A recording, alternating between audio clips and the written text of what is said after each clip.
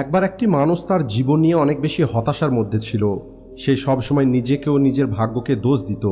সে এটাই বলতো যে কী রকমের জীবন আমি পেয়েছি, সমস্ত সমস্যা যেন আমার জীবনেই আছে, সমস্ত রকমের দুঃখ যেন আমার জন্যই তৈরি হয়েছে।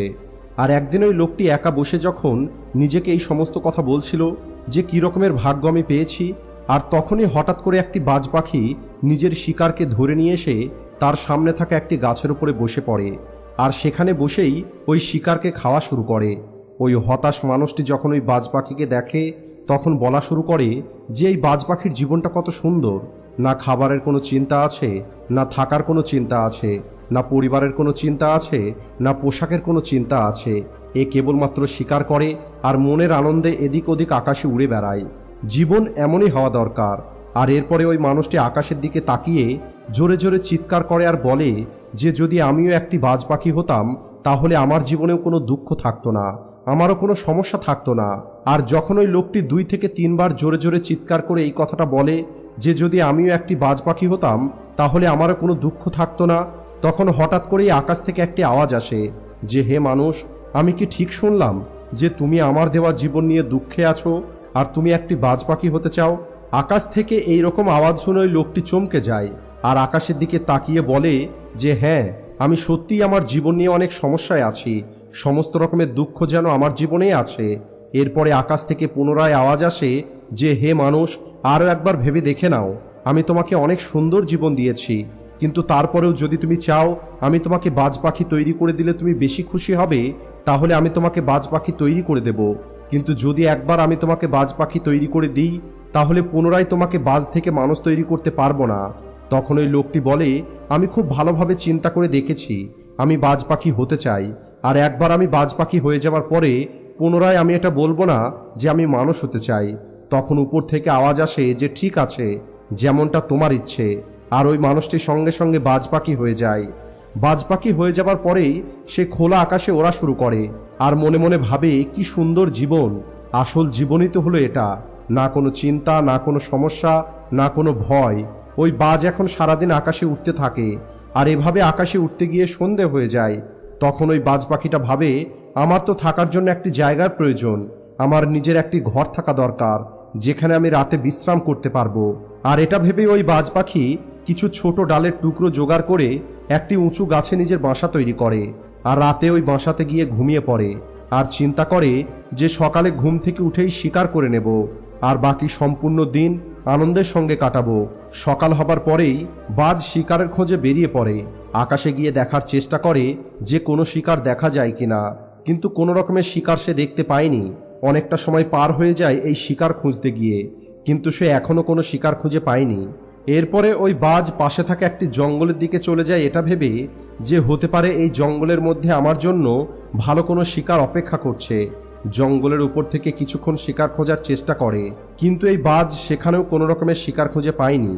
এদিকে সন্ধ্যের সময় চলে আসে আর নিরাশ হয়ে ওই বাজ নিজের বাসার দিকে ফিরে আসে আর রাস্তাতে ক্লান্ত হয়ে একটি গাছের উপরে বসে পড়ে। আর যখন ওই বাজ ওই গাছের উপরে বসেছিল তখন সে একটি অসুস্থ পাখি দেখতে পায়, যে পাখিটার আঘাত লেগেছে। বাজ দ্রুত উড়ে গিয়ে ওই পাখিটাকে ধরে নেয় আর সেটাকে খেয়ে ফেলে। আর এরপরে ওই বাজ নিজের বাসার দিকে ফিরে যায় আর ভাবে একটি অসুস্থ শিকার হলেও কিছু তো খাবার জন্য পেলাম। বাজ ফিরে এসে নিজের বাসাতে বিশ্রাম করা শুরু করে আর চিন্তা করে কাল সকালে আমি একটি ভালো শিকার ধরে নেব। পরের দিন সকালে বাজ নতুন শিকারের জন্য বেরিয়ে পড়ে, কিন্তু আজও কোনো শিকার ওই বাজ খুঁজে পায়নি। অনেকটা সময় পার হয়ে যায় কিন্তু এখনো পর্যন্ত বাজ কোনো শিকার পায়নি। তাই পুনরায় বাজ সেই জঙ্গলে চলে যায় যে জঙ্গলে সে আগে শিকার পেয়েছিল, কিন্তু আজ ওই জঙ্গলেও কোনো শিকার পায়নি। আর এভাবেই যখন সন্ধ্যা হয়ে যায় তখন নিরাশ হয়ে বাজ ফিরে চলে আসে আর রাস্তার ওই গাছের উপরে এসে বসে পড়ে আর ভাবে আজও হয়তো পুনরায় কোনো একটি অসুস্থ পাখি আমি পেয়ে যাব, কিন্তু প্রতিবার ভাগ্য সঙ্গ দেয় না। সবশেষে ওই বাজ ক্লান্ত হয়ে নিজের বাসাতে ফিরে যায় আর খালি পেটেই বাসাতে শুয়ে পড়ে।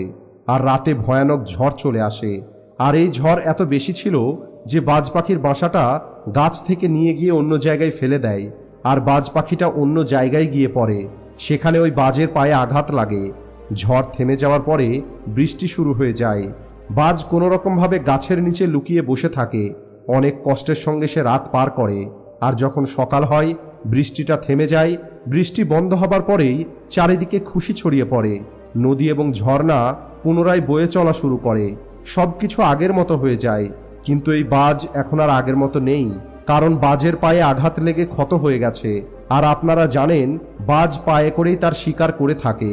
আর এখন যেহেতু এই বাজ পাখির পায়ে আঘাত লেগেছে, তাই আগামী 2 দিন পর্যন্ত ওই বাজ পাখি কিছুই খেতে পায়নি। বাজ শিকারের খোঁজে একটু উড়ে বেড়াতো, যে হয়তো কোনো না কোনো মৃত প্রাণী সে পেয়ে যাবে, কিন্তু কোনোভাবেই ওই বাজ শিকার খুঁজে পায়নি। সবশেষে বাজ ক্লান্ত হয়ে একটি গাছে এসে বসে পড়ে। কিন্তু বাজ জানতো না যে এখানে আর একটি সমস্যা তার সামনে এসে পড়বে, কারণ সেখানে থাকা কিছু কাক ওই বাজ পাখিকে বিরক্ত করা শুরু করে। কারণ ওই কাকগুলো দেখতে পায় যে এই বাজ পাখির আঘাত লেগেছে। এছাড়া না খেতে পাওয়ার কারণে সে অনেক দুর্বল হয়ে গেছে। ওই বাজ এই কাকগুলো থেকে বাঁচার জন্য অল্প একটু ওড়ার চেষ্টা করে, কিন্তু কোনোভাবেই ওই কাকগুলো বাজকে বিরক্ত করাটা বন্ধ করছিল না। সবশেষে ওই বাজ এই কাকগুলো থেকে মুক্তি পাওয়ার জন্য সোজা আকাশের দিকে উঠতে শুরু করে, আর কাকগুলো বাজের পিছনে পিছনে ওড়া শুরু করে। কিন্তু কিছুক্ষণ পরে ওই কাকগুলো এতটা উঁচুতে পৌঁছে যায় যেখানে ওই কাকগুলো ঠিকভাবে অক্সিজেন পাচ্ছিল না। তখন ওই কাকগুলো নিচে ফিরে আসে। আর যেহেতু একটি বাজ পাখি মেঘের উপরে উঠতে পারে, তাই বাজের ওই আকাশে উঠতে কোনো সমস্যা হয় না। আর এভাবেই বাজ ওই কাকগুলোকে নিজের পিছন ছাড়িয়ে নেয়। কিন্তু এতটা উঁচুতে ওড়ার জন্য এই বাজের কাছে অতটা শক্তি ছিল না, কারণ ওই বাজ 2 দিন পর্যন্ত খাবার খায়নি। এছাড়া তার পায়ে আঘাত লেগেছিল, তাই দ্রুত ওই বাজ নিচের দিকে ফিরে চলে আসে। আর এভাবেই কোনো রকমের খাবার ছাড়াই আরও একদিন পার হয়ে যায়। দ্বিতীয় দিনও ওই বাজ কোনো রকমের খাবার পায়নি। এভাবেই যখন 5 দিন পার হয়ে যায়, বাজের শরীরে কোনো পরিবর্তন আসছিল না। আর যখন ওই বাজের মারা যাবার মতো অবস্থা হয়ে যায়, ওই বাজের ভিতরে আর কোনো রকমের শক্তি ছিল না, তখন ওই বাজ অনেক কষ্ট করে শহরে থাকা একটি হসপিটালের ছাদে এসে বসে পড়ে।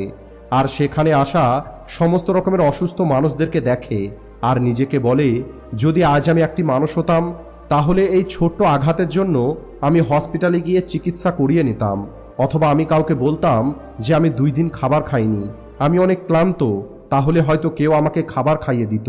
কিন্তু আজ আমি এমন একটি প্রাণী হয়ে গেছি যে কাউকে নিজের কষ্টের কথাটাও বলতে পারবে না, কাউকে নিজের দুঃখটা বলতে পারবে না, কারোর কাছে থেকে কোনো সাহায্য নিতে পারবে না।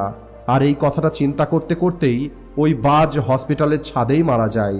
ওই বাজ নিজের জীবন তো দিয়ে যায়, কিন্তু আমাদের এই শিক্ষাটা দিয়ে যায় যে আপনাকে যেমনটা তৈরি করা হয়েছে, আপনি যেমনই হয়ে থাকেন না কেন, আপনি সেভাবেই খুশিতে থাকুন আর নিজেকে আরও বেটার তৈরি করার চেষ্টা করুন। আর এই কথার চিন্তা করাটা ছেড়ে দিন যে যদি আমি এমন হতাম, বা যদি আমি তেমন হতাম, যদি আমি এমনটা করতে পারতাম। তাহলে বলি, আপনাকে যেমন তৈরি করা হয়েছে আপনি সেভাবেই আপনার সর্বোচ্চ করার চেষ্টা করুন। বন্ধুরা, যদিও এই গল্পটা কাল্পনিক, কিন্তু এটা আমাদের জীবনের অনেক মূল্যবান একটি শিক্ষা দেয়। আর সেটা হলো, আমরা যেমন তেমনই ভালো, আর আমাদের কাছে যা আছে সেটা নিয়েই খুশি থেকে নিজেকে আরও বেটার তৈরি করার চেষ্টা করা উচিত। ধন্যবাদ।